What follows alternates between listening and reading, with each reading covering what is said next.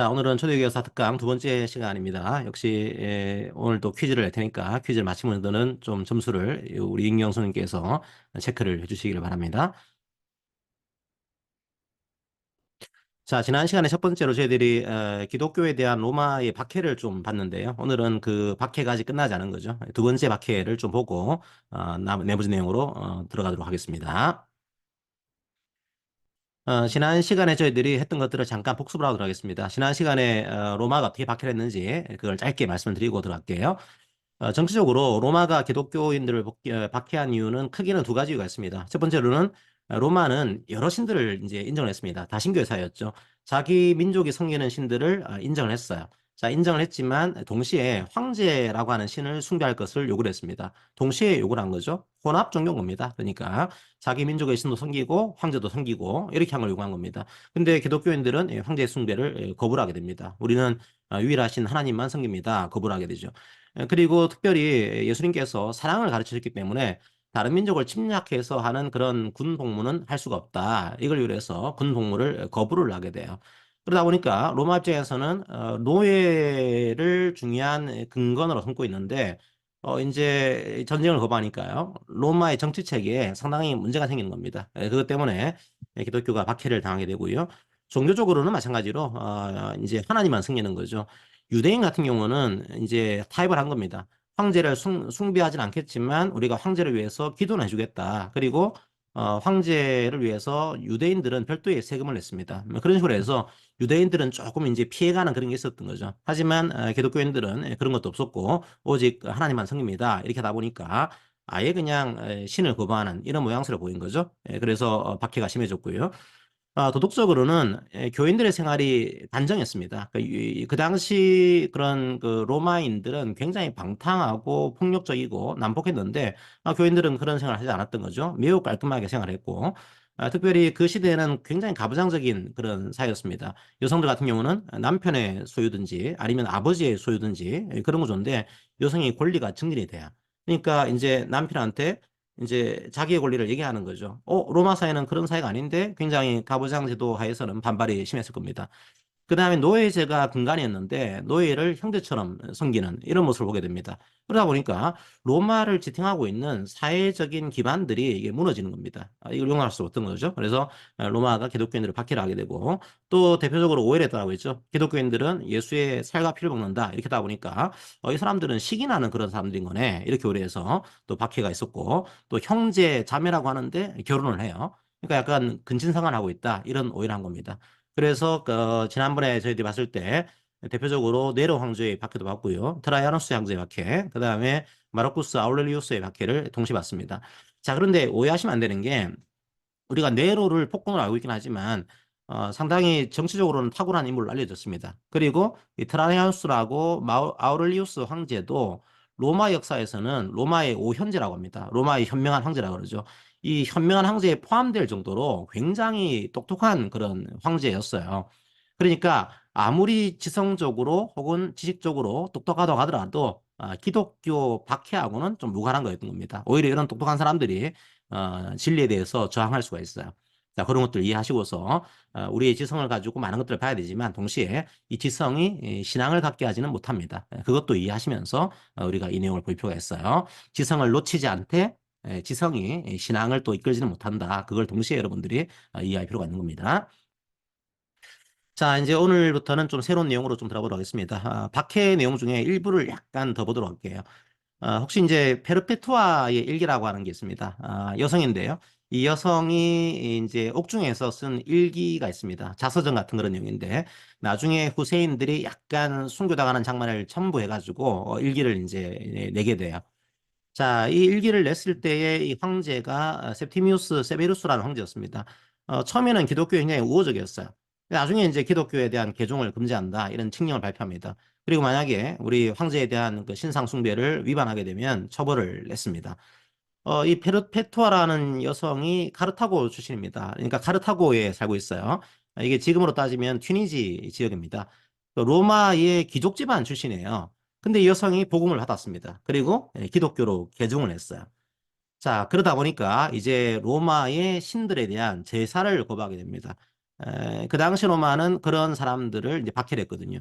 근데 이 여성이 이 아이가 있어요. 지금 아이에게 젖을 먹이고 있는 그런 갓난아기를 가지고 있는 그런 여성이었습니다. 근데 이제 이게 걸린 거죠. 그래서 옥에 이제 갇혔습니다. 그 당시만 하더라도 그리스도를 거부하면은 풀려날 수 있습니다. 그래서 이 딸의 아버지가 너무 안타까우니까 딸한테 가서 설득을 해요. 아, 얘야, 제발 네가 그리스도인이라는 것을 부정을 해라. 그것만 하면 네가 풀려날 수 있다. 너는 또 로마 귀족 출신이니까 충분히 풀려날 수 있어. 제발 네가 그리스도를 부정을 해라. 이렇게 얘기를 합니다. 자, 그러자 이 페르타피아라는 이 여성이 뭐라고 하는가 하면 이런 얘기를 해요. 아버지, 저기 옆에 있는 꽃병이 보이시나요? 보인다. 저 꽃병을 뭐라고 하나요? 꽃병이라고 하지. 아버지, 그리스도인을 그리스도인이라고 하지. 그리스도인을 다른 것으로 이름 부를 수가 있겠습니까? 저는 그리스도인입니다. 이렇게 얘기를 했다라고 하는 그런 얘기가 전해지고 있습니다. 그래서 순교를 하게 되는데, 이제 요 순교당하는 장면을 좀 이제 이 그림으로 남겨놨습니다. 이 어떤 장면인가 하면은 이 검투사가 이 페르페투아를 죽이기 위해서 이 찔러요, 가슴 쪽을. 근데 초보 검투사다 보니까 이게 잘못 찌른 겁니다. 빗나간 거예요. 한 번에 이제 목숨을 잃어야 되는데 목숨을 잃지 않은 겁니다. 자, 그러자 페르페투아가 이 칼을 자기 목에 장악하게 됩니다. 제대로 죽이라고 이제. 그래서 그 당시에 기독교인들은 순교를 영광으로 알았어요. 이제 어긋났지만 지금은 이제 칼을 먹게 되면서 이제 순교의 길을 가게 되는 그런 모양을 그리고 있습니다.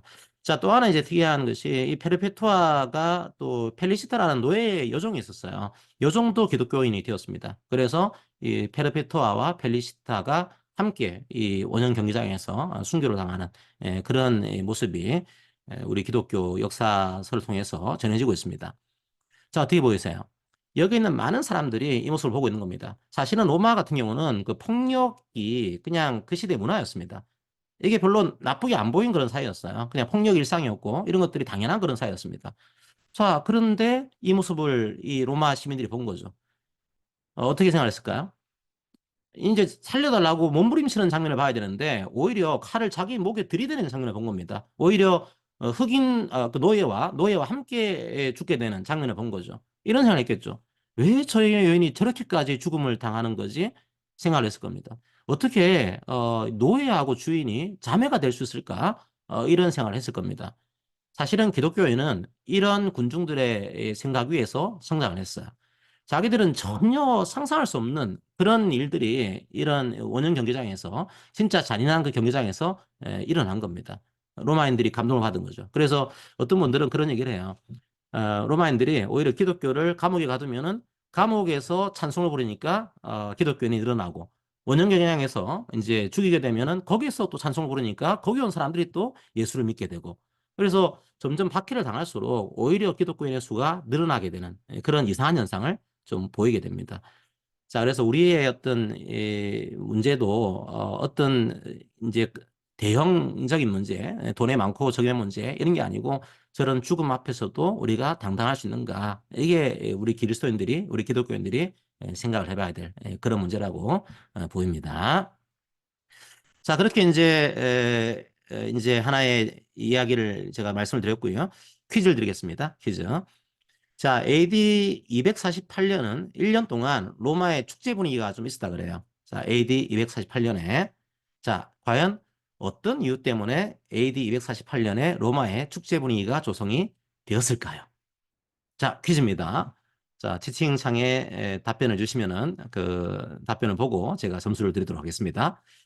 자, 힌트를 좀 드리면은 글쎄요. 우리나라 같은 경우는 뭐 7월 17일 이런 느낌? 자, 과연 AD 248년에 어떤 이유로 로마의 축제 분위기가 조성이 되었을까요? 조금 두루뭉실하게 하시더라도 인정해 드리겠습니다. 자, 이런 이유 때문에 축제 분위기가 형성이 되었어요. 예, 과연 뭘까요? 우리나라에 뭐 약간 에, 논쟁도 있죠. 우리나라 내에서도. 어쨌든 간에 이런 분위기가 있었습니다. 나라에 대한 그런 내용이죠. 그리고 그 보통 이제 우리가 뭔가 만들어지게 되면 막 축하하고 기념하잖아요. 그죠? 그런 겁니다. 로마의 예, 유사한데 약간 다른 말로 로마가 맞아, 맞아, 맞아. 자, 우리, 김수임사님, 로마 건국.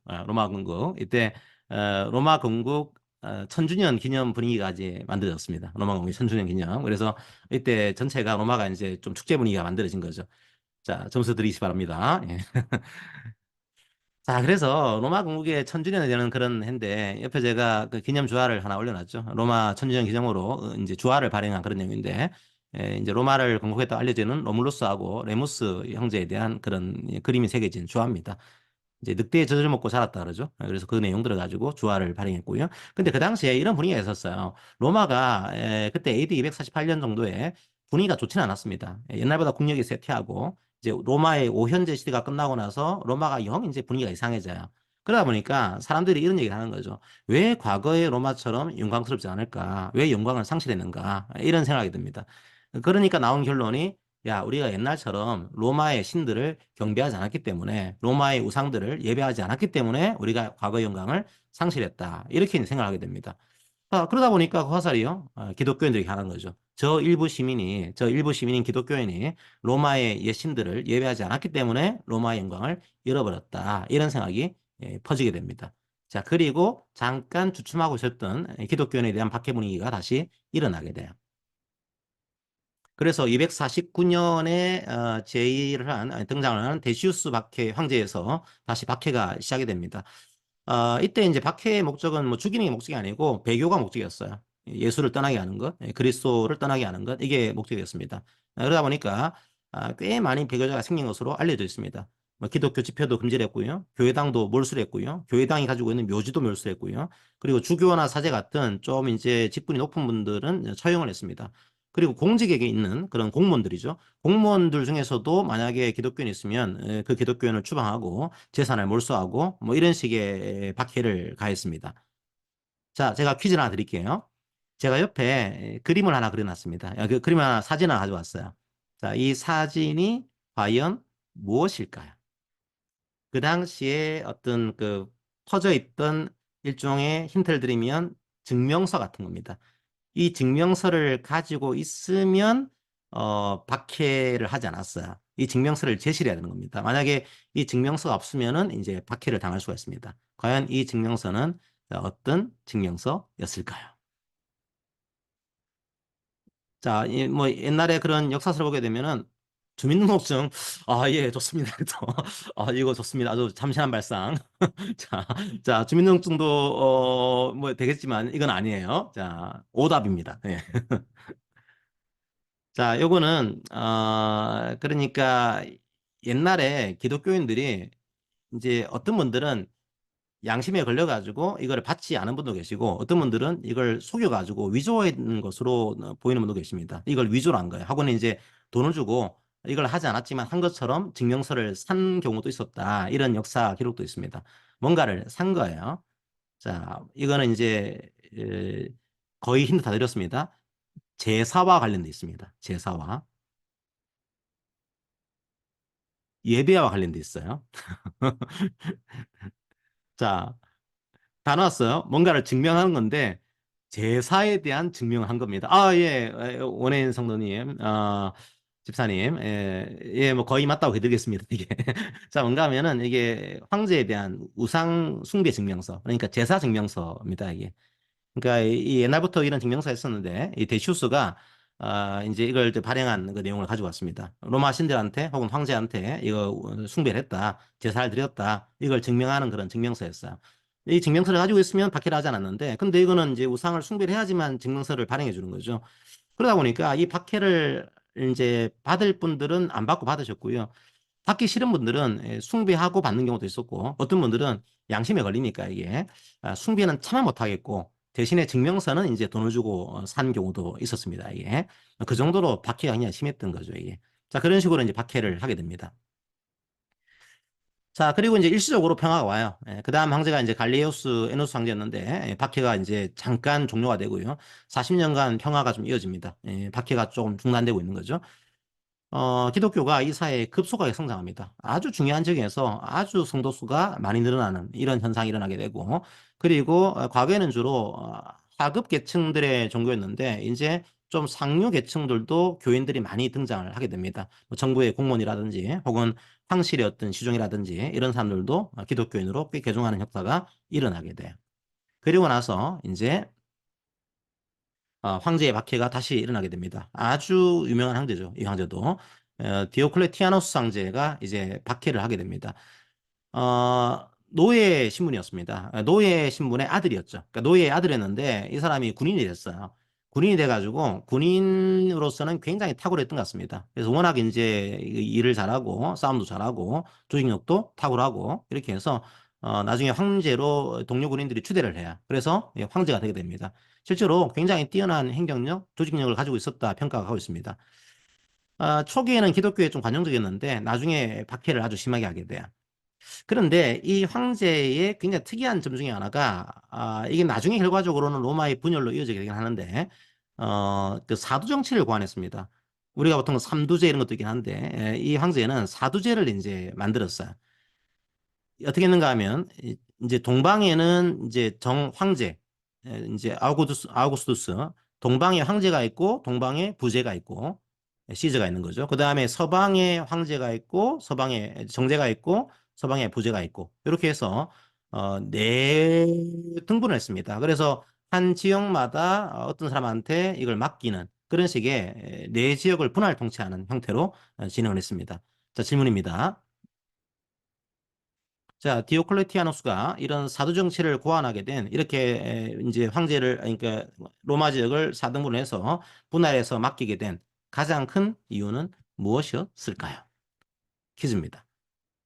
자, 그냥 특이한 정치거든요. 자기가 독재를 해가지고 다 통치하면 될 건데 왜 굳이 네 개로 나눠가지고 물론 협력은 했지만 어쨌든 간에 그 지역을 맡긴 거죠. 자, 그렇게 하게 된 가장 큰 이유가 무엇이었을까요?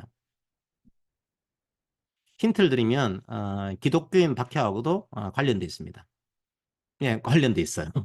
기독교 박해랑 관련돼 있습니다. 이게. 자, 기독교인들이 어, 뭐를 안 했어요. 나중에 이제 이렇게 하려고 이제 사도 정치를 시행한 건데 기독교인들은 그걸 거부합니다. 그러다 보니까 나중에 기독교를 박해하게 되는 하나의 빌미가 되는 구조예요. 자, 그 당시만 하더라도 힌트를 드리면 위쪽에는 게르만이 있었습니다. 그리고 디아클레티아누스 황제 오른쪽에도 아라곤의 다른 이제 나라가 존재를 하고 있습니다. 뭘 해야 될까요? 다른 민족들이 들어오는 겁니다. 들어오니까 뭐를 해야겠죠, 그죠? 근데 그걸 하기에는 너무 지역이 방대한 거예요, 이게. 로마 지역이. 자기 혼자 하기에는 여기 갔다가 저기 갔다가 할 수가 없는 겁니다. 과연 무엇일까요? 힌트는 다 드렸습니다. 그 사람들이 쳐들어올 거 아니에요. 예, 좋습니다. 어, 누구죠? 아니따. 자, 아니따 누군지 모르겠지만, 예, 예, 예, 정답을 해드리겠습니다. 군사 방어의 목적이 컸습니다. 그러니까 다른 민족들이 막 들어온 거예요. 게르만 민족들이 이제 위에서 들어오고 옆에는 사산조 페르시아라고 해서 그 나라가 들어오는 겁니다. 그러니까 워낙 많은 분들이 좋습니다. 김지현 선생님, 예, 성도님. 자, 많은 지역 민족들이 들어오니까 이걸 커버를 해야 되는데 도저히 혼자서는 커버가 안 되는 겁니다. 그래서 너희 지역은 너희들이 좀 커버를 해. 이렇게 해서 이제 군사 방어의 목적이 컸죠. 그러니까 이 그 당시만 하더라도 디아클레니우스 티아나수 상제 같은 경우는 뭔가 막아야 되는데 기독교인들이 군대 가는 걸 거부했거든요. 군대를 가게 되면 사람을 죽여야 된다. 우리는 군대 갈 수가 없다. 거부하다 보니까 나중에 이제 기독교인들을 박해하게 되는 하나의 빌미가 되는 이런 구조가 만들어집니다. 나중에 혹시 뭐 터키에 뭐 여행 갈 일이 있으시면 저도 안 가봤지만 이제 여행 갈 일이 있으시면 여기가 니코메디아라고 하는 옛날에 동방 로마의 수도가 있습니다. 지금 뭐 이즈미트라고 하는데요. 여기가 이제 디아클레티아노스가 다스렸던 그런 지역이에요. 수도입니다. 그 동방의 수도. 그런데 이제 303년부터 이제 말년에 기독교에 대한 박해를 하게 돼요. 사이가 있었는데 사이가 갈레리우스라고 하는 사이가 있습니다. 딸이 발레리아이고. 근데 발레리아는 이제 그렇지만 갈레리우스는 상당히 로마 이방신들에게 열정적이었던 것 같아요. 굉장히 이방신을 잘 섬기는 그런 사람이었습니다. 그러다 보니까 기독교를 박해하는데 이 사이가 앞장서게 돼요. 한 번은 이제 니코메디아의 황제 궁에 화재가 났습니다. 이걸 이제 기독교 탓으로 돌리게 됩니다. 왜 그렇게 폭군들은 화제를 기독교인 탓으로 돌릴까, 그죠? 네로도 그렇고. 여기서 마찬가지로 자기 궁의 화제를 기독교 탓으로 돌리면서 군대를 동원해가지고 니코메디아의 교회가 있는데 이 교회와 기독교인을 박해를 하게 됩니다. 자, 참 아름다운 도시인데, 그죠? 자, 교회 건물을 파괴했고요. 성경책을 완전히 몰수하게 되고, 그리고 마지막에 내렸던 칙령이 4차 칙령인데 기독교인도 반드시 이방 제사에 참여를 해야 된다. 그리고 과거에 그 트라이아노스 황제 때 했던 그 칙령은 굳이 고발하지 않은 다음에는 기독교인들을 색출하지 마라 이렇게 했거든요. 근데 이 디아클레티아노스 상대 같은 경우는 고발이 없더라도 기독교인들은 추적해라. 추적하고 발견하면은 고문하고 만약에 그리스도를 부정하지 않게 되면 사형하든지 노역을 시켜라. 이렇게 칙령을 내리게 됩니다. 그래서 이걸 이 기독교인들은 이 시대를 대박해 시대라고 그렇게 합니다. 거의 그 당시에 순교한 분들이 3천 명이다 이렇게 알려지고 있는데요. 어떤 학자들은 대박해치고는 순교자가 작다 이렇게 얘기하는데 3천 명이면 적은 수는 아니죠. 굉장히 많은 분들이 이 시기에 순교를 했습니다. 그리고 또 특이하게 그러면 이렇게 했으면은 우리가 결론을 이렇게 나야 될 거 아니에요. 이렇게 기독교를 받게 했더니 상당히 병이 들어서 안 좋게 죽었더라. 이렇게 나와야 되는데 그렇지 않습니다. 이 디아클레티아노스 황제는 나중에 좀 몸이 안 좋아가지고요. 좀 이제 허약해진 거죠. 자기 스스로 은퇴를 해요, 그냥. 305년도에 자기가 퇴임을 하게 됩니다. 자기가 보통 다른 황제들은 뭐 쿠데타를 통해서 죽고 나야 되는데 이 황제는 그렇게 하지 않고 오히려 그냥 자기가 그냥 자랑스럽게 퇴임을 하게 돼요.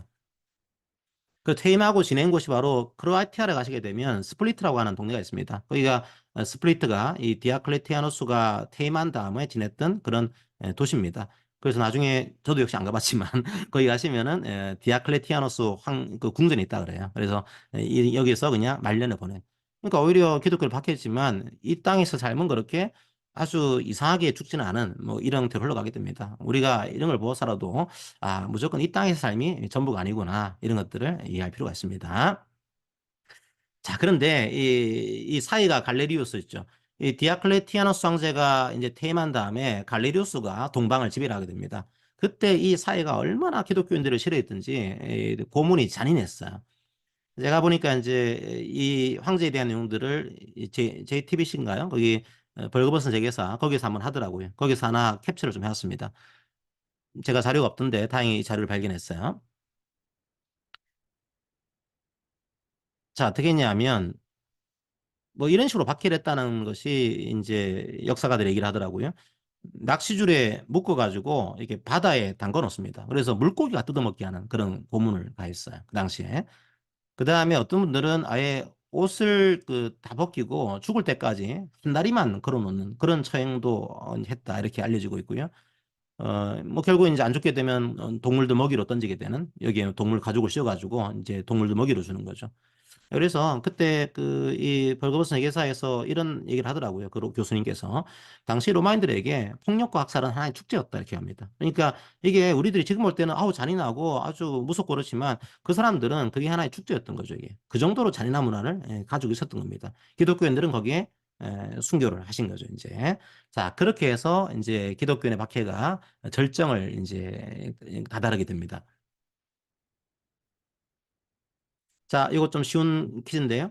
너무 박해가 심하니까 예배를 드릴 수가 없어요. 그래서 숨어서 신앙생활한 곳이 등장하게 됩니다. 어디일까요? 너무 박해가 심하니까 예배를 드러내놓고 예배를 드릴 수가 없었어요. 들키니까. 마치 북한에서 이 성도들이 지하로 숨어드는, 맞습니다. 자, 우리 김성 선생님, 주사님, 예, 지하 동굴, 지하 동굴. 자, 카타콤이라 그러죠. 그죠? 자, 그래서 여기 이제 카타콤의 뭐 일부 카타콤, 카타콤 굉장히 많습니다. 여러 지역에. 로마도 있고, 가파도기아도 있고, 다양한 곳이 있는데, 거기고, 여기가 이제 여기가 로마에 있는 그 카타콤 중에, 이제 성인이라 불리는 한 여성의 그런 이제 동상을 좀 새겨놨어요. 자, 여기서 숨어서 신앙생활을 하게 됩니다. 자, 이렇게 생활하신 거죠. 자, 이 박해를 통해서 우리가 얻을 수 있는 교훈들이 의미가 있다 봅니다. 아까 제가 노예를 어떻게 자매라 부를 수 있냐 말씀드렸는데 이 박해 기간 동안에 새로운 가족 공동체가 탄생하게 됩니다. 그게 교회죠, 교회죠. 그래서 우리는 교회는 사실은 가족 공동체가 돼야 됩니다.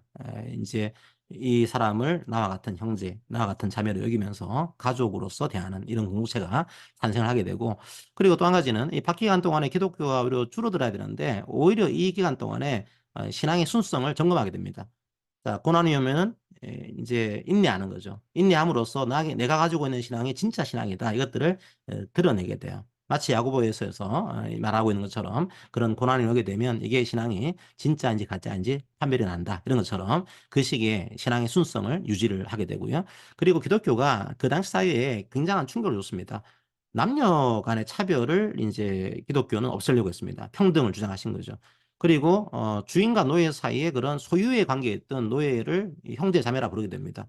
엄청 평등 사상을 실천한 거죠. 그 당시 사회 문화로서는 상상할 수 없는 그런 현상들이 기독교를 통해서 벌어지게 됩니다. 이 땅의 교회도 사회에 이런 것들을 던져야 돼요.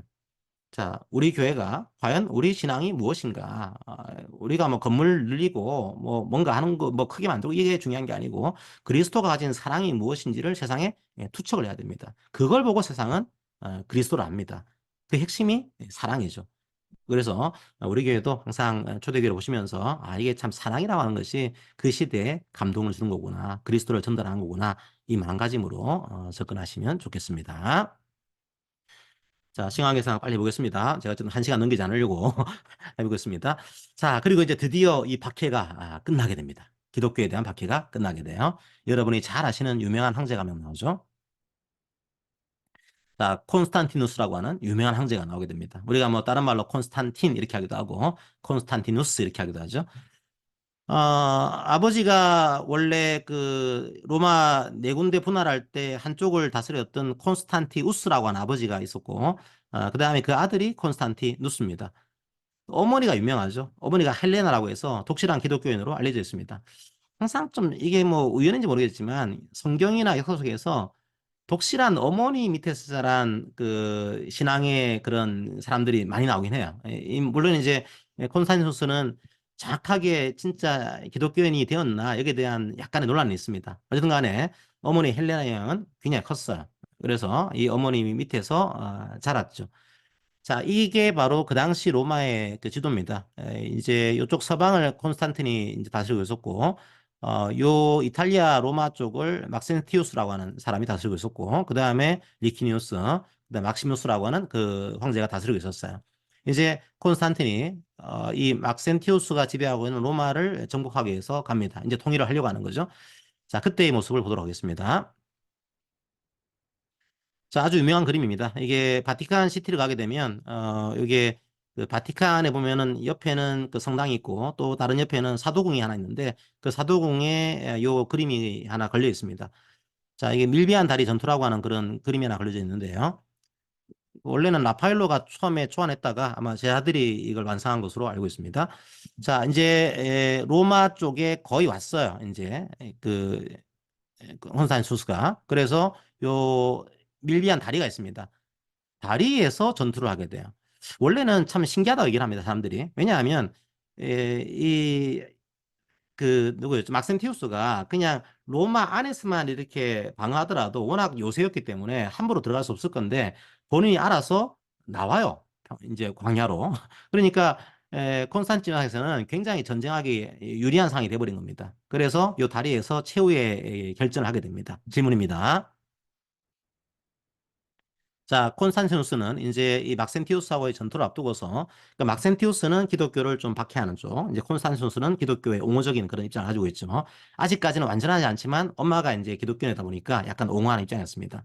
그런데 이 밀비안 다리 전투 전날 밤에 이제 꿈을 꾸게 돼요. 콘스탄티누스가.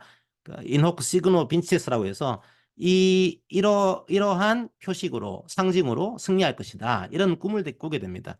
그러니까 이런 상징이 있다는 거죠. 요 상징을 가지고 승리할 거다. 이런 꿈을 꾸게 돼요. 그래서 그 다음 날에 전쟁하기 전에 군사들의 방패에다가 이 상징을 그려넣게 됩니다. 자, 객관식입니다. 다음 중 콘스탄티누스가 꿈에서 본 상징은 무엇일까요? 자, 빨리 하시면 이건 한 바퀴 없습니다. 한 분밖에. 자, 과연 무엇일까요? 예, 박진철 선생님 오답입니다.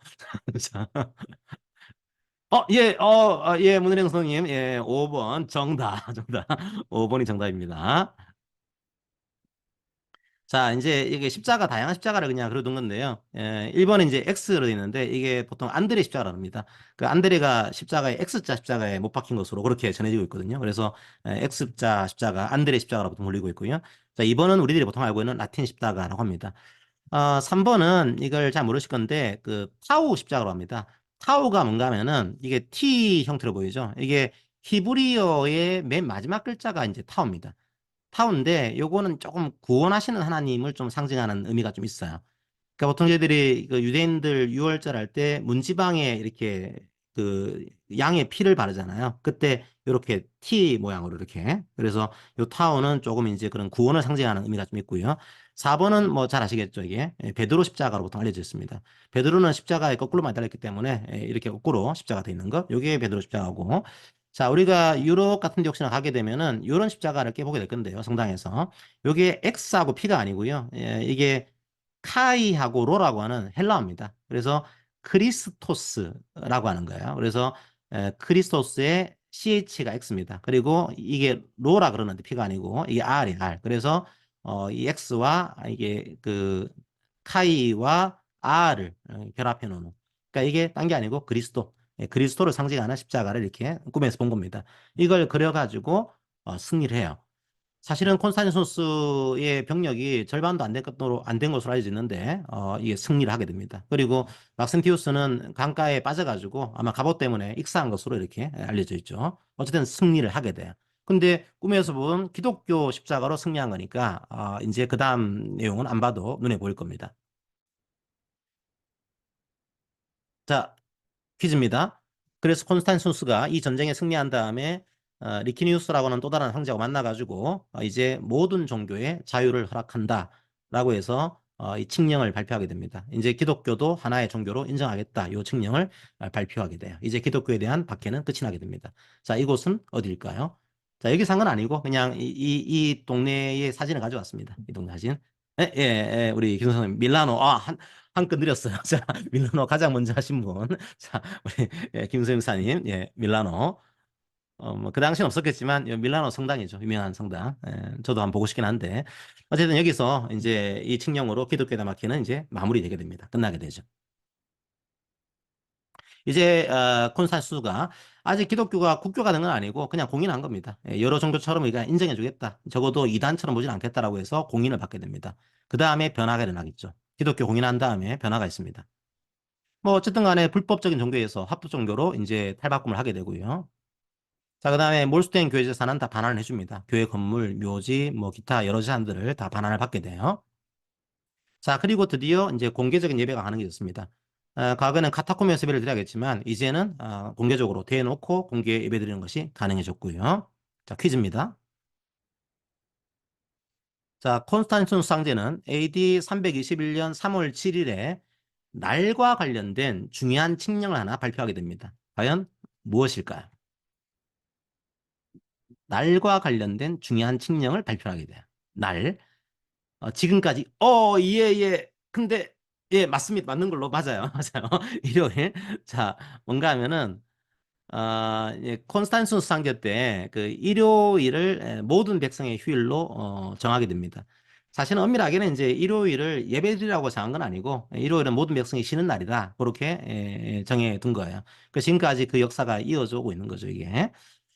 어, 그, 그래서 일요일 같은 경우는 이제 과거부터 기독교인들은 원래부터 예배를 드렸습니다. 일요일 날. 그런데 그 당시 기독교인들이 이제 하루 계층들이 많다 보니까 일요일도 마음 편하게 예배는 못 드렸어요. 거의 일 다 마치고 저녁에 오셔가지고 예배 드리고 뭐 이렇게 했는데 이제는 그래도 일요일이 모든 국민의 휴일이 된 거니까 조금 예배 드리기 편한 시간에 예배 드릴 수 있게 되는 그런 모양새가 만들어집니다. 그래서 어떤 이단에서는요, 이제 콘스탄티누스가 안식일을 일요일로 바꾼 이제 나쁜 놈이다. 이렇게 얘기하는 이단도 있어요. 이제 따로 말씀은 안 되겠지만, 뭐, 하지만 원래부터 기독교인들은 일요일 날 예배를 드렸습니다. 주일로 알고서. 자, 그래서 아주 중요한 그런 날로 이제 정하게 되죠. 자, 그 다음에 기독교 공연의 의미에 대해서 몇 가지 보도록 하겠습니다. 어떤 의미가 있을까 하면, 어쨌든 간에 기독교가 승리한 겁니다. 터툴리안하고는 교부가 이런 얘기를 했죠. 순교자의 피가 교회의 씨앗이다. 결국은 박해에 포기하지 않고 결국은 끝까지 이긴 겁니다. 승리를 한 거죠. 기독교가 박해에 굴하지 않고 순교로 승리한 그런 의미가 있고요. 두 번째로, 그런데 이제부터는 상당히 많은 모양들이 바뀌어지게 됩니다. 과거의 기독교는 박해받는 종교였습니다. 근데 이제는 보호받는 종교, 더 극단적으로는 박해하는 종교로 전환을 하게 돼요. 다른 종교를. 자, 그러다 보니까 상당히 많은 변화가 있죠. 예배를 카타콤에서 드렸는데 이제 화려한 건물로 옮겨가게 됩니다.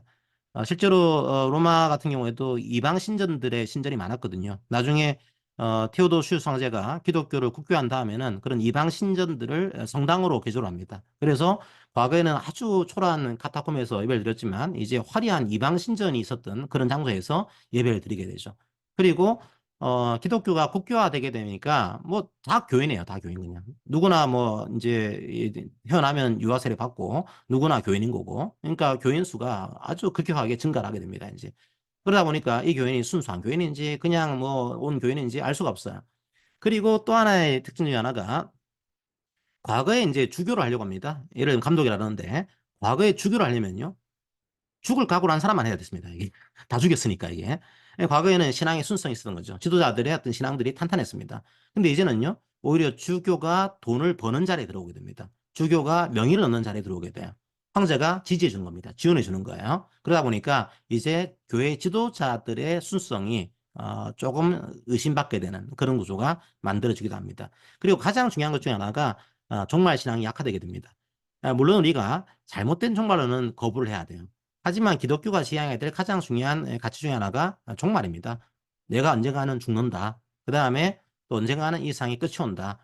그 당시 기독교인들은 박해를 많이 받았기 때문에 이런 항상 종말 신앙을 가지고 있었어요. 주님께서 곧 오실 거다. 내가 죽더라도 천국에 갈 거다. 이런 신앙이 있었는데 이제는 주여 여기가 좋사오니 이제 여기가 천국인 거예요. 종말 신앙이 약화되게 돼요. 오히려 교회가 부유해질수록 이런 신앙은 약해진 겁니다.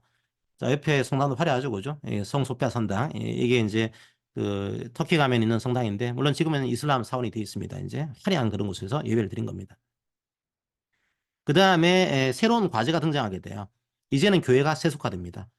이제 다 그냥 이제 교인인 겁니다. 그리고 돈이 들어와요. 토지가 들어와요. 재산이 들어와요. 교회가 세속화되죠. 그리고 그냥 누구나 그냥 예배 드리는 겁니다. 이 사람이 예배 드리는 진짜 성도인지 아닌지 모르겠지만 예배를 드리고 있습니다. 예배가 형식화돼요. 형식화돼요. 자, 그리고 이제 이단이 예전보다 조금 더 구체화되면서 다양한 이단들이 등장하게 됩니다. 이제 이단과 싸움이 또 등장하는 거죠. 자, 퀴즈입니다. 오늘은 보지 않을 건데요. 교회가 오히려 세속화되면서 다른 반대편의 운동이 일어나게 돼요.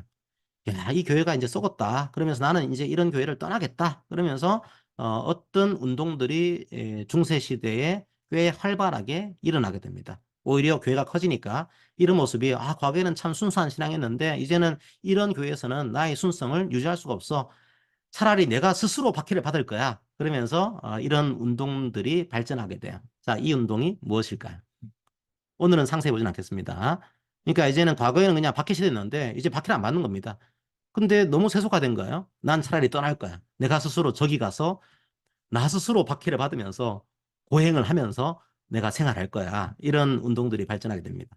자, 과연 무엇일까요? 유럽 같은 데 가시면은 이런 데 꽤 볼 수 있습니다. 애들이. 지금도 유적이 꽤 있고요. 지금도 하고 있는 것도 꽤 많고. 예. 교회도 약간 이런 운동, 맞습니다. 예, 문현 집사님, 수원 운동.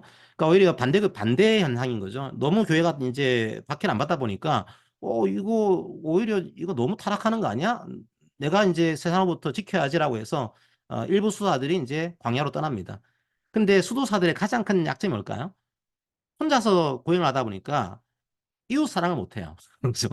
나 혼자 무슨 이웃 사랑을 해요? 그러다 보니까 이제는 수도 개인적인 문제에서 수도원을 만들게 되고 그 수도원 내에서 이제 서로 노동을 하면서 살아가는 식으로 이렇게 가려고 합니다. 원래 수도원동은 나쁜 그런 취지는 아니었습니다. 좋은 취지였죠. 물론 나중에 수도원도 상당히 부패를 하게 돼 있습니다. 이게 어쨌든 뭐 그런 식의 새로운 과제를 교회는 안게 돼 있습니다. 자, 그리고 또 하나의 논쟁을 소개해 드리면 좋을 것 같은데요. 이게 도나투스 논쟁이라는 논쟁이 있습니다. 자, 이게 뭔가 하면은 우리가 아까 디오클레티아누스 황제 때 박해가 엄청 심했잖아요. 그때 박해에 따라서 배교를 하는 사람도 나오고요. 끝까지 박해에 대해서 순교를 각오한 사람이 등장하게 됩니다. 그런데 이제 콘스탄티누스 황제 시대에는 이제 박해가 사라진 거죠. 그때 배교한 사람들이 어떻게 할 거냐 이 논쟁이 벌어지게 됩니다. 이분들이 이제 돌아오시는 거죠. 이제 배교를 했는데 다시 돌아오시는 거예요. 그리고 돌아오신 그 사람이 어떤 사람에게 세례를 줍니다. 안수를 줘요. 자르다 보니까 옆에 있는 다른 사람들이 불만이 있는 겁니다. 아니 나는 순교의 각오로 믿음을 지켰는데 저렇게 배교한 사람들이 돌아와가지고 세례를 주고 안수를 주고 저건 말이 안 된다. 만약에 저런 배교한 사람이 준 세례를 받은 사람은 우리한테 다시 세례를 받아야 된다. 이런 식으로 주장하게 됩니다. 자, 어떻게 생각하세요? 자, 세례를 받았어요. 근데 이 세례를 준 사람이 배교자예요. 배교자. 그러면 다시 세례를 받아야 될까요? 받지 않아도 관계없을까요? 여기에 대한 논쟁이 중세시대 초반에 상당히 활발하게 일어나게 됩니다. 도나투스라는 사람은 이제 다시 세례를 받아야 된다. 소위 얘기하는 재세례를 주장했습니다. 근데 어거스틴 같은 경우에는 그렇지는 않고 세례는 같은 경우는 집례자의 부족함을 보는 게 아니고 이 누구의 이름으로 세례를 베풀었는가 하나님 이름으로 세례를 베풀었으면 인정을 해야 된다. 집례자의 부족함과 배교는 그거는 우리가 어떻게 할 수가 없는 거다라고 해서 오히려 인정을 해야 됩니다. 세례는 다시 받을 필요가 없습니다. 주장을 했고 도나투스파는 도나투스로 시작한 도나투스파는 아니다. 거룩한 배교하지 않은 거룩한 집례자가 세례를 베풀어야 된다. 이걸 주장하게 되죠. 결과적으로 나중에는 도나투스파가 정제를 받게 됩니다. 어거스틴이 승리를 하게 되죠, 이게. 자, 그래서 이게 우리 사회에도 약간 영향이 있어요, 이게요. 어떤 구조가 있는가 하면 우리도 가끔 이런 질문 들어오거든요. 제가 카톨릭에서 영세를 받았는데 이제 개신교로 개종을 한 겁니다. 그 경우에 다시 그러면 개신교식의 세례를 받아야 되는 겁니까? 뭐 이런 식의 질문이 들어와요. 요거는 논쟁이 있습니다. 그래서 각 교회마다 약간의 그 차이가 있긴 해요. 근데 이제 한국 교회의 오래된 전통은 어쨌든 삼위일체 하나님으로 하나님의 이름으로 세례를 받았으면 개신교로 왔다고 하더라도 문답만 실시하고 다시 세례를 베풀지 않는 그런 문화가 좀 있었습니다. 그런데 어떤 분들은 또 아예 그렇게 하면 안 된다. 이건 다른 거니까 다시 세례를 해야 돼. 이런 분도 계셨습니다. 하지만 그런 좀 문화가 만들어졌었고요. 자, 이거는 우리하고 관계있는 것 중에 하나가 신사참배 운동이 문제였습니다. 일본에 대해서 신사를 참배한 사람이 있었고, 그렇지 않은 사람이 있었죠. 근데 대부분은 다 신사를 참배했습니다, 이게. 거의 한 뭐, 80%, 90%는 신사 참배를 했고, 소수의 기독교인들이 참배를 거부했죠. 나중에 해방된 다음에 어떻게 할 거냐, 이 논쟁이 불거진 겁니다. 제가 볼 때는 가장 좋았던 그런 시나리오는 해결해야겠죠, 일단은. 아무리 그 시대에 박해가 두렵다고 하더라도 일단은 해결하는 것이 좋았을 겁니다. 해결하고 이 해결을 또 받은 사람은 또 해결을 받아야겠죠, 그죠? 그래. 얼마나 무서웠어. 이 로마의 박해가 정말 무섭거든요. 그래서 무서웠으니까 나도 그렇게 했을 거야. 그러니까 나도 이해하면서 용서한다. 라고 하면은 그냥 끝나는 문제긴 해요. 이쪽은 회개를 하고 용서를 구하고 또 이 사람은 또, 그럴 수 있다. 오히려 이제 그 순교로 각오한 분들은 그 우리로 얘기하면은 먼저 된 사람이죠. 먼저 된 사람. 그러니까 기독교 입장에서는 굉장히 신앙이 높은 사람입니다. 그 사람이 먼저 용서를 해야겠죠. 그런데 회개도 없고 용서도 없었습니다. 그러다 보니까 교회 분열에 상당히 좀그 씨앗이 되는 그런 문제가 만들어진 거죠. 그래서 한국 교회가 아직까지 이 신사참배를 두고서는 평가의 그 내용들이 엇갈리고 있습니다. 그래서 항상 제 생각으로는 잘못한 게 있으면 용서를 구하고 용서를 받은 사람은 또 용서를 해주고 하나님이 용서하셨는데 뭐 제가 어떻게 정죄할 수 있겠습니까? 이런 마음가짐으로 해야 될 것 같아요. 자, 이제 마지막으로 조금 이게 길긴 한데 제가 짧게 오늘 마무리하도록 하겠습니다. 자, 그러다 보니까 이제는 기독교가 박해받는 종교에서 이제 공인이 되게 됩니다. 그 다음에 생기는 문제가 이단들이 등장하게 돼요. 그 이단들이 상당히 많았습니다. 그러면 이단에 대해서 대응을 해야 됩니다. 과거에는 국가에 대한 대응에만 국한됐는데 이제는 이단에게도 대응을 해야 돼요. 어떻게 대응할 거냐? 과연 우리가 무엇을 믿는지 이것들을 보여줄 필요가 있었습니다. 우리가 과연 무엇을 믿는가? 자, 여기에 대한 내용으로 들어가겠습니다. 가장 큰 그 논쟁은 예수님이었습니다. 뭐니 뭐니 해도. 그러니까 유대인들도 하나님, 성부 하나님은 이제 그렇게 알고 있는데 예수님이 있는데 과연 예수가 누구란 말이냐. 여기에 대한 논쟁이 지금까지 이어지고 있습니다. 자, 이렇게 저희들이 이해하고 있죠. 인간이 있고, 하나님이 계십니다. 그런데 이 사회는 이제 더 이상 건너갈 수가 없어요. 죄의 결과로, 타락의 결과로 완전히 단절된 겁니다. 그러면 이 둘 사이를 연결하기 위해서는, 중보하기 위해서는 다리가 필요하겠죠. 중보하는 사람이 필요하게 됩니다. 그 중보자를 저희들이 예수 그리스도로 이해하고 있는 겁니다. 그러면 인간과 하나님 사이를 중보하기 위해서는 이분은 누가 돼야 될까요? 100% 인간이 돼야 되고 100% 하나님이 돼야 됩니다. 그래서 우리가 이제 얘기하는 예수님은 100%의 완전한 하나님이시자 완전한 인간인 그분이 한 인격 속에 있는 겁니다. 그러다 보니까 이 사람들이 우리의 이성으로는 이해가 잘 안 되는 거예요. 야, 하나님은 하나님이지. 하나님이면서 동시에 또 완전한 인간이다. 이 이상하다는 거예요. 인간이면 인간이고 하나님은 하나님인데 하나님과 인간이 완전하게 이 속에 연합되어 있는 겁니다. 이게 도저히 인간의 이성으로는 이해가 잘 안 되거든요. 안 되다 보니까 이단들이 속출하게 됩니다. 자기 이성으로 이해가 안 되니까 성경 말씀을 읽지 않고 자기의 생각으로 이단들이 되는 거죠. 가장 큰 이제 형태의 이단들은 뭐 두 가지입니다. 첫 번째로는 아예 신성을 부정하는 거죠. 아니 예수가 무슨 하나님이야 인간이지. 그렇게 해서 신성을 부정하는 하나님을 부정하는 이단들이 나오게 되고요. 대표적인 초기 이단이 에비온파라고 하는 이단입니다. 이 이단은 예수는 그냥 사람이다. 나중에 세례받을 때 하나님께서 메시아로 인정해 준 거다. 예수는 하나님이 아니다. 이런 이단들이 많고요. 그리고 현재의 많은 현대 그리스도인이 아닌 사람들은 이런 쪽에 가깝겠죠. 예수는 그냥 한 사람의 성인 이렇게 하는 겁니다. 자, 근데 다른 쪽에 이단이 있었습니다. 이거 뭔가 하면은 예수님은 하나님이다. 하나님인데 어떻게 이런 더러운 육체를 입고 올 수가 있냐? 그렇게 하면서 예수님의 인성을 부정하는 그런 이단도 등장하게 됩니다. 자, 영은 거룩하고 육은 악하다 이렇게 생각한 거죠. 그래서 어떻게 얘기를 했냐면 예수님이 보이긴 했는데 유령 같은 거였다 이게. 제 아들이 본 그런 예수님은 육을 입고 온 그런 예수님이 아니고 영으로 보였던 그런 예수님을 본 거다. 이렇게 얘기를 합니다. 자, 이런 이단은 옛날부터 아주 유명한 이단이었습니다. 자, 이 이단은 과연 무엇일까요? 예, 임경사님, 영지, 예. 원혜인참이 자꾸 한 발짝 느려요. 지금 보니까. 자, 자, 어쨌든 영지는 랩하는 친구인가요? 좋습니다. 자, 영지주의. 자, 영지주의 이단이 등장하게 됩니다. 자, 좋습니다. 자, 그리고 다른 이단도 많이 나와요. 이것도 주의해야 됩니다. 많은 분들이 또 양태론을 오해하는 분들 계신데 양태론도 이단입니다. 오해하시면 안 돼요. 이렇게 설명하면 안 됩니다. 어떻게 설명하는가 하면 어, 삼위 하나님은 삼위일체입니다. 이게. 그런데 하나님은 한 분인데 이 하나님이 모양을 다르게 해서 나타난 거다. 이렇게 이해하는 게 아닙니다. 하나님이 구약 시대에는 성부로 나오시고 신약 시대에는 짠 하셔가지고 또 성자의 성부로 등장하고 예수님이 또 이제 부활하신 다음에는 짠 하셔가지고 다시 성령 하나님으로 나오고 한 사람이 세 명으로 역할을 하고 있는 거다. 이렇게 오해하는 이단들이 있습니다. 이건 이단이에요. 마치 이건 어떤 그 모양인가 하면 제가 집에서는 아빠지만 또 직장에서는 노무사다 이런 경우에 이 한 사람이 역할을 바꾸는 거죠. 이건 이단입니다. 이건 삼일체에 대한 것들을 부정하는 이단이에요. 그래서 이런 이단들 주의하셔야 되고요. 그 다음에 그러니까 사벨리우스라는 이단이 대표적인 이단이었습니다. 가장 초대교회 시대 때 문제가 됐던 이단이 마르시온이었습니다. 마르시온 이단이 그 당시로는 심각한 이단이었죠. 굉장히 그 타격이 컸던 그런 이단이었는데 많은 이단들이 사실은 마르시온의 문제의식을 공유를 지금도 하고 있습니다. 뭔가 하면은 고통의 문제예요. 야, 사랑의 하나님이 이랬을 리가 없다는 거죠. 그래서 마르시오는 구약의 하나님과 신약의 하나님을 구분했습니다. 구약의 하나님은 열등한 하나님. 이건 진짜 그 하나님 중에서도 급이 낮은 하나님이다. 이걸 인정하지 않았어요. 오히려 신약의 하나님. 이게 참 사랑의 하나님이 진짜 하나님이다. 라고 얘기를 하는 거죠. 그러니까 현대사회 입장에서도 참 솔깃할 수 있는 그런 내용입니다. 하나님이 그랬을 리가 없어. 라고 하면서 구원만 인정하고 심판은 부정합니다. 하나님은 절대 사랑이신데 어떻게 심판할 수가 있는 거지? 이렇게 생각하는 거죠. 그래서 성경을 마음대로 난도질하게 됩니다. 본인이 성경을 이제 정하게 돼요. 구약 성경 다 부정. 하나님이 이럴 수가 없어. 다 부정하는 거죠. 신약 성경도 일부만.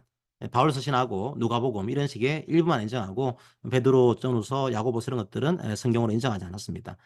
자, 그래서 우리가 이 고통의 문제로 접근할 때도 마르시온처럼 접근할 가능성이 충분히 있습니다. 하지만 또 성경이 말하는 것은 하나님은 사랑의 하나님인데 동시에 또 이 사랑을 받아들이는 사람에 대한 구원과 거기에 대한 심판을 동시에 얘기를 하고 있습니다. 우리는 그 사실을 성경을 통해서 알고 있습니다. 이걸 또 부정해서는 안 돼요. 항상 자기의 생각이 아니고 성경에서 무엇을 말하는가 이것들을 여러분들이 보셔야 합니다. 근데 이런 이단들이 굉장히 많아진 거예요. 이제 교회가 여기에 대응을 해야 되는 겁니다. 왜 그럴까요? 너무 문화적 배경이 다양한 겁니다, 이게. 여러 사람들이 동시에 예수를 믿게 돼요. 그러다 보니까 예수님을 바라보는 그런 관점들이 다를 수가 있는 거죠. 예를 들면 헬라 문화에서는 영은 거룩하고 육은 악하다고 봤습니다. 그러다 보니까 예수님을 이제 육신을 입고 왔을 리가 없다. 이런 식의 이단들이 생기는 거죠. 하지만 기독교는 절대로 육을 부정하지 않습니다. 물질을 부정하지 않습니다. 하나님이 지으신 모든 것이 좋았다라 말씀하시거든요. 그러다 보니까 성경은 그렇게 얘기 안 하는데 얘들의 문화에서는 오해할 수 있겠네 생각이 드는 거죠. 그다음에 제가 우스갯소리로 옛날에 한 목사님이 저한테 그렇게 말씀하시더라고요. 김 목사님 그러면서 예 했더니 성도님들이 아멘 할 때 있죠. 이렇게 하더라고요. 그래서 예, 그럴 때 있습니다.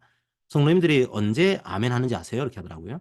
언제 합니까? 했더니 자기 마음에 들면 아멘 하고요. 자기 마음에 안 들면 아멘이라고 하지 않습니다. 얘기를 하더라고요.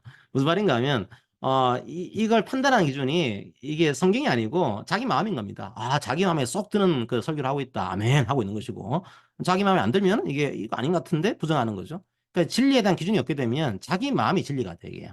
뭐 그런 얘기를 하시더라고요. 뭐 그렇겠죠, 그죠? 고대 시도 그랬을 겁니다.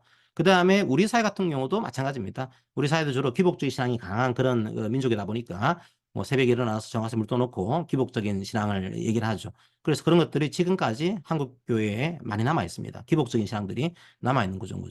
자, 그런 그 다양한 문화적 배경하에서 진짜 진리가 무엇인가 이걸 알려줄 필요가 있는 겁니다. 자, 그리고 또 한 가지 필요성은 옛날에는 이걸 알려줄 사람이 있었어요. 누굴까요? 사도.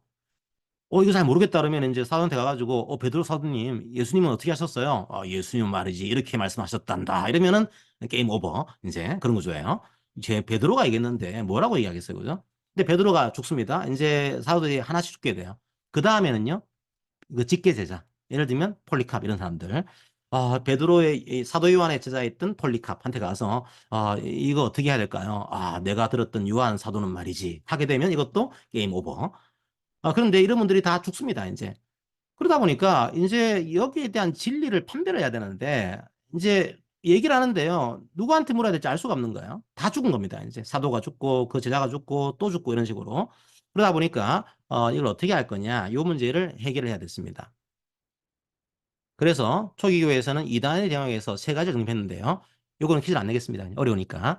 세 가지를 초대교회가 신앙유산으로 남겨뒀습니다. 뭘까 이거죠. 첫 번째, 요건 퀴즈입니다. 이제 진리가 뭔지를 알아야 되는데 이게 사도들한테 물을 수가 없는 거예요. 그 다음에 직계자들한테 역시 물을 수가 없는 겁니다. 그래서 빨리 요것들을 정립을 해야 했습니다. 자, 이게 무엇일까요? 영어로는 캐논이라고 합니다. 캐논. 힌트를 드리면은 우리가 성경 중에서도 위경도 있고 외경도 있고 이런 것들이 있어요. 그러니까 위경은 가짜 성경이죠. 가짜 성경. 그런 것들은 배척을 해야 됩니다. 왜냐하면 가짜다 보니까 이것들은 인정하면 안 되죠.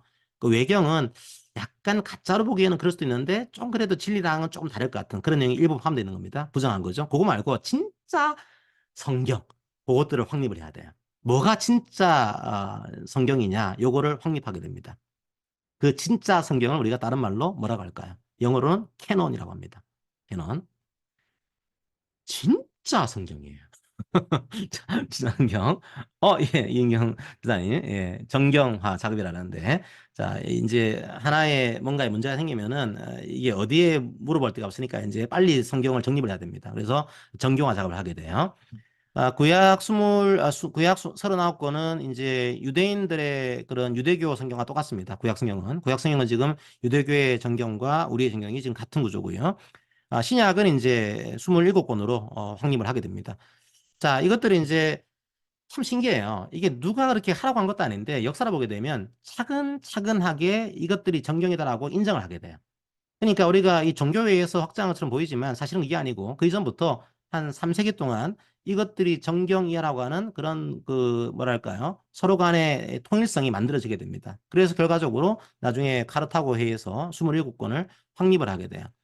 자, 이때 가장 중요한 기준이 뭐였냐면 이 성경의 사도성이었습니다. 누가 이 글을 이제 적었냐 이거였거든요. 사도가 적었거나 아니면 사도와 접촉한 사람들. 예를 들면 누가 같은 경우는 사도가 아니었잖아요. 그죠? 하지만 바울과 만난 사람이었습니다. 마가 같은 경우도 이제 베드로의 제자였죠. 그러다 보니까 사도라든지 사도와 접촉한 사람들, 그분들이 적은 거냐, 이걸 하나의 중요한 징표로 삼았고, 그 다음에 믿음의 규범을 봤습니다. 이건 뭔가 하면은 그 당시에 믿음의 규칙 같은 게 있었어요. 요게 믿음이다 이런 걸 알려주는 그런 규범이 있었거든요. 거기에 어긋나는 것들은 인정하지 않았습니다. 예를 들면 이 도마복음이라고 해서 1945년도에 발견된 그런 사본이 있습니다. 그걸 기독교에서는 정경으로 인정하지 않거든요. 왜 그럴까요?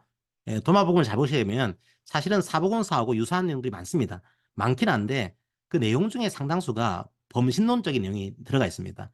그러니까 이런 내용이 들어가는 거죠. 예수님께서 나무를 붙들고 계시더니 이 나무가 곧 나다 이런 식의 이런 식의 내용이 들어갑니다. 이거 범신론인 거죠. 그건 기독교 전체의 진리하고 맞지가 않습니다. 그런 것들은 정경으로 채택을 할 수가 없는 거죠. 그리고 과연 이제 어떤 교회에서 사용하고 있는 거냐 이것도 중요한 징표였습니다. 자, 이걸 가지고서 오랜 시간을 거쳐가지고 이제 신학자들은 이 표현을 좀 주의합니다. 교회가 정한 게 아니고 교회가 받아들인 것으로 그냥 하나님께서 이것들을 차근차근 인정을 이 교회에 주신 것들을 이제 마지막으로 수납한 것으로 받아들인 것으로 우리가 인정합니다. 그리고 실제로 이런 교회가 엄청 흩어져 있는데 이 27권을 아무런 그런 그 특별한 그것 없이 정경으로 확립한 것은 많은 학자들은 진짜 은혜다 이게. 그 여러 교회가 얼마나 다툼이 심할 건데 27권을 자연스럽게 신경으로 인정을 하게 돼요. 인간의 일이 아니라는 거죠 이게. 그리고 실제로 성령님의 내적 증거 이게 진짜 성경이다. 그 증거가 사실은 이 작업의 핵심이었다 이렇게 얘기를 합니다. 하나의 그 인문학적인 걸 말씀드리면은 자, 근데 그 성경에 대한 논쟁은 사회에서는 꽤 많습니다. 거기에 대한 말씀 좀 드릴게요, 그래도. 자, 이게 뭘까요? 퀴즈입니다. 힌트를 드리면, 성경은 예, 맞습니다. 파피루스라고 되긴 하는데 조금 더 예, 맞는 걸로 그냥 해드릴게요. 자, 파피루스. 자, 4번이에요, 4번.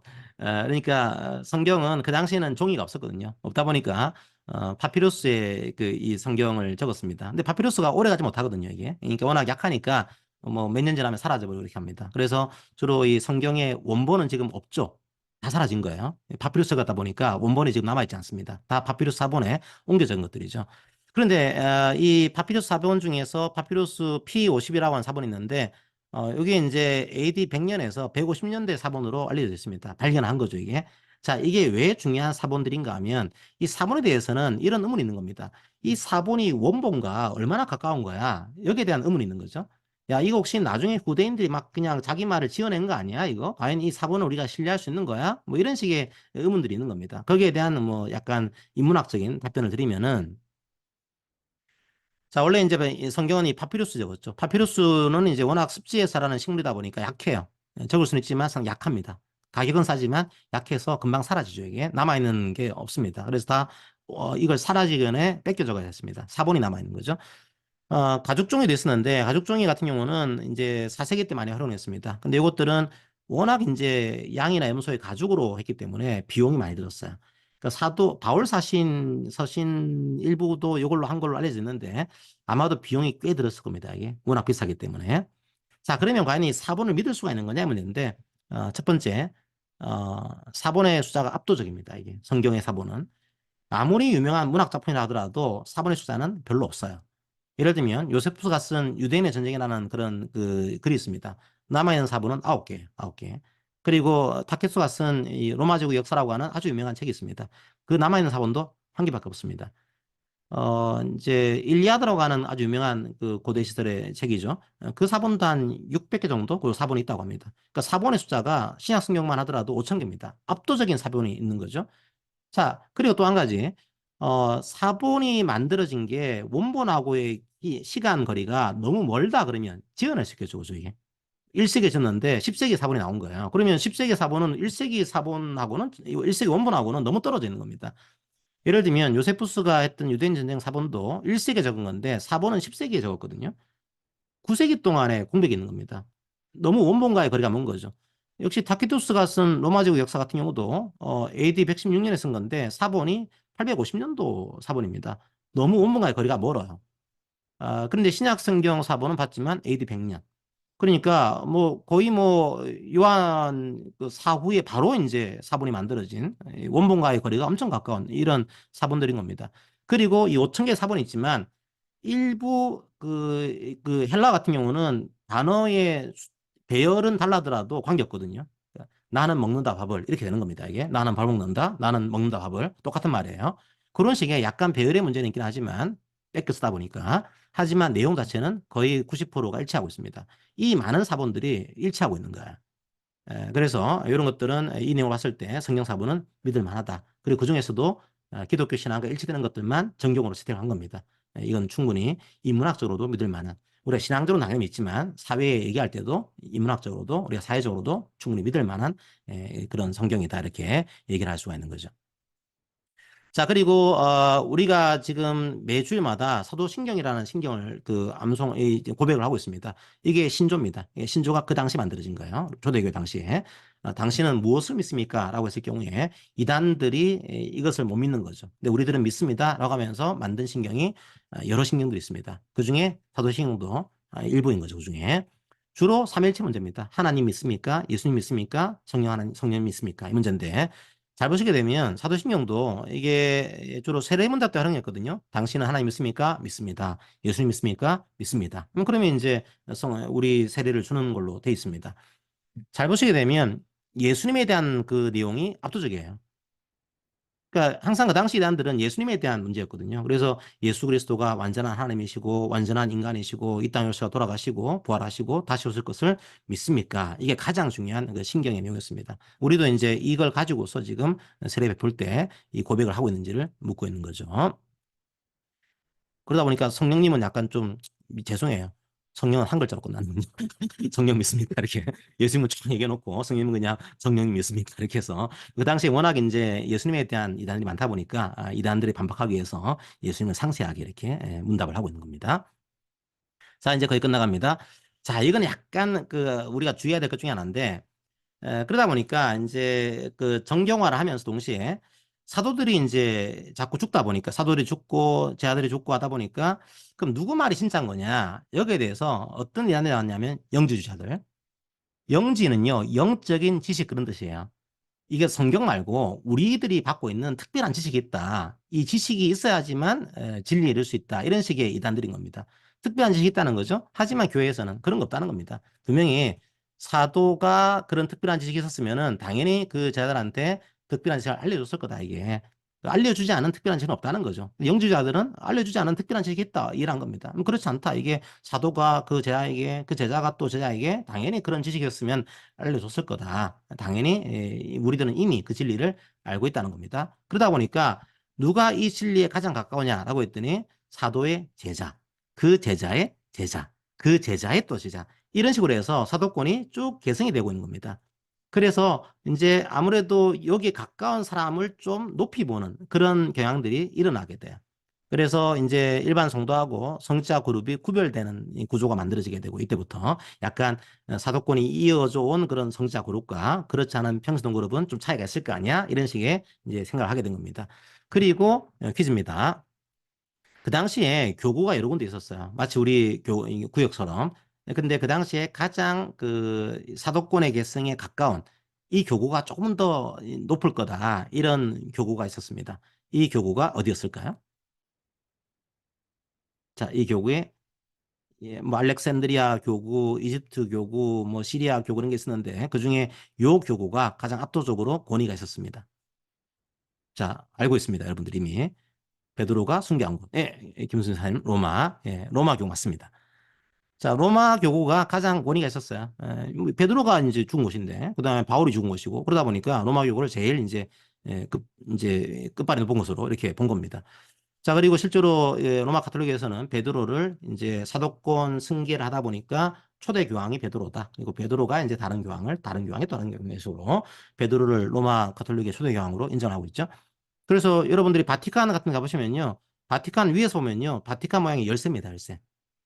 열쇠 모양의 이 바티칸 설계를 했어요. 베드로를 이제 흉내낸 거죠, 그것들을.